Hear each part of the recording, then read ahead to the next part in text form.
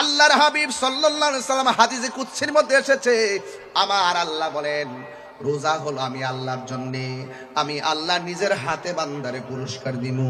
আমার নবী বলেন রোজাদারের জন্য দুইটা আনন্দ, একটা আনন্দ হলো ইফতারের সময়, আর একটা আনন্দ হলো হাসরের ময়দানে আমার আল্লাহর সঙ্গে দিদারের সময়। এখন তো বর্তমানে ঈদগার জমিনে বেরোজদাররা প্রথম কাতার দখল করে রাখে। বেনসন শাহ দিনের বেলা বেনসন খায়,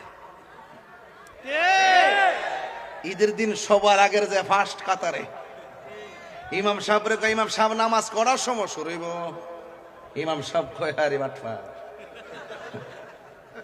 শুধুমাত্র সামাজিক ভাবে কুলায় উঠতে পারে না দেখে কিছু কয় না আর কি।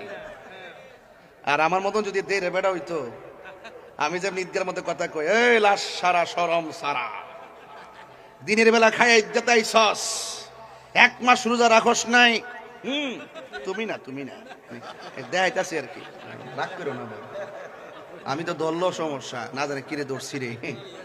হ্যাঁ একদম ঈদগার প্রথম কাতারে যায়া ইমাম সাহেবরে কয় নামাজ করার সময় শুরু হইব, ইমাম সাহেব নটার সময়। আর আমার মতন যদি হইতো কইলে আচ্ছা আপনার জিজ্ঞাসা লাগতো না কথা শুনবো, আপনি বয়তন আপনি যে এক মাস কি করছেন না করছেন আমল্লাম আমরা জানি, গাটটার দইরা বার করে দেবো গাটটার দইরা কি আকাশ খারাপ নাকি? কন্টেইনার আসতেছে, দীপু আছে না? আচ্ছা আচ্ছা মনে করছি বোমা টোমা মারছি না, দেশের পরিস্থিতি ভালো না তো, কোন সময় কোনটায় কোন কাম কইরা দেখে এমনি কইবা, যাক অসুবিধা নাই, আমরা ভালো কাজে আসছি, মল্ল ভালো কথা কন ঠিক না বেঠে?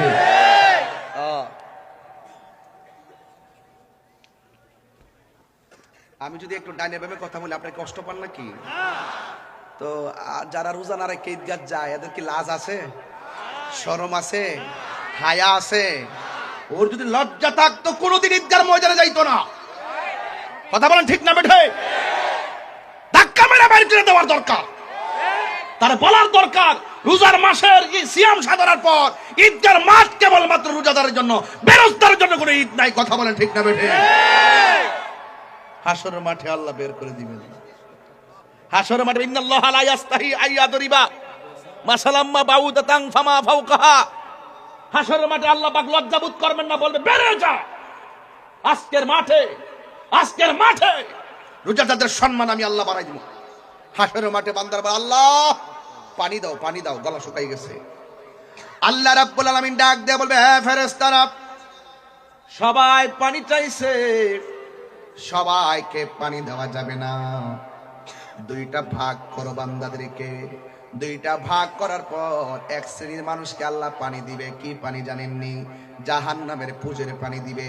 মুখে দেওয়ার পর জিহ্বাটা গলে ভিতরে ঢুকে যাবে, কণ্ঠনালী ব্যাত করে পানিগুলা বের হয়ে যাবে। এই পানিটা কেমন গরম জানোনি? দুনিয়ার আগুন যত বড় গরম এর চাইতে 70 গুণ গরম হবে সেই পানিটা। মুখে দেওয়ার পরে গলা ফেটে বের হয়ে যাবে।